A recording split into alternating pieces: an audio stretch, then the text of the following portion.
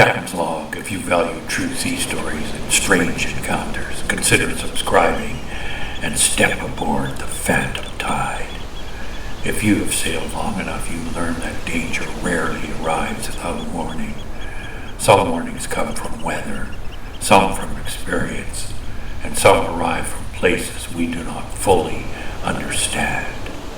Tonight's entry concerns a decision made many years ago in Prince Rupert, a decision that changed the course of several lives and history. This occurred during my first year working on a vessel like the Norking. We had been sent north to Prince Rupert. It was a Saturday night and the crew went ashore together. Prince Rupert is a working port town. Fishing vessels, cargo ships, and tugboats all pass through its harbor. When crews arrive, it is common for men to gather in the local bars. Stories are exchanged, drinks are shared. The sea has a way of building strong friendships quickly. That night I was with the crew, including the captain. While we were in the bar, my cousin Donnie arrived. Donnie was older than me. I always respected him. He had a strong presence. To me, he was like the older brother I never had. But on that night, Donnie had been drinking heavily. He was loud, animated, and becoming increasingly confrontational with members of our crew. The captain noticed the tension. He said to me calmly, "Why don't you go with your cousin and enjoy your evening? Just be back at the boat by 8:30 in the morning." That was the instruction, 8:30. On a working vessel, time matters. You do not miss departure. So I left the bar with Donnie. Outside we encountered others. Among them was a man named Roland, a crewman working on a seiner out of Haida Gwaii. Another man joined us as well, Andy, known as Big Junior. He was a very large man, powerful, solid, the kind of presence you do not easily forget.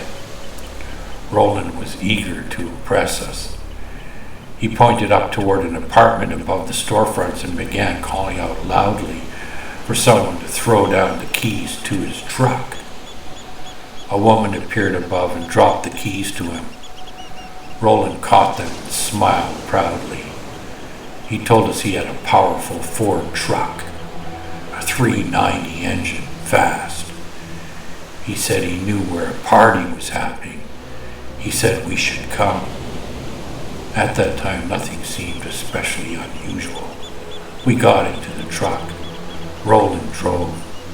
Donnie sat beside him. Andy sat between Donnie and myself. I sat closest to the passenger door. 4 men in the cab. We began driving through parts of Prince Rupert that I did not know well. I was familiar with the waterfront, the docks, the stores where provisions were purchased, but not the upper residential areas where the roads climb higher above the harbor. It did not take long for concern to grow. Roland was clearly too intoxicated to be driving. His steering was erratic, his speed inconsistent, his judgment poor. I have spent much of my life around vehicles. I have driven professionally. I have trained drivers. You learn quickly to recognize when someone should not be behind the wheel. This was one of those times.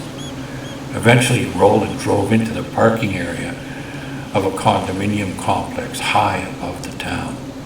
As he attempted to maneuver through the lot, he struck 3 parked vehicles, not lightly, hard enough to cause significant damage, metal against metal. The sound was unmistakable. That was the moment I decided I would not remain in that truck. I told them clearly, this man should not be driving. I opened the passenger door. I stepped out. I said I would walk. Better to find a cab. Better to walk downhill. Better anything than remain in a vehicle. with an impaired driver who had already struck 3 parked cars. Donnie did not want to leave me behind. He called to me, "Come on, kid." That was what he always called me. "Come on, kid, get back in the truck." I stood beside the open door, refusing. I could feel the night air, cool, quiet, the town below. Everything in me said this was not safe. I remember thinking clearly, if I stay in this truck, something bad will happen. I was certain of it, and something occurred that I have never forgotten. As I stood beside the open door, I heard a voice. The voice did not come from any person present. It was not Donnie. It was not Roland. It was not Andy. The voice came from above me. It was loud, clear, powerful.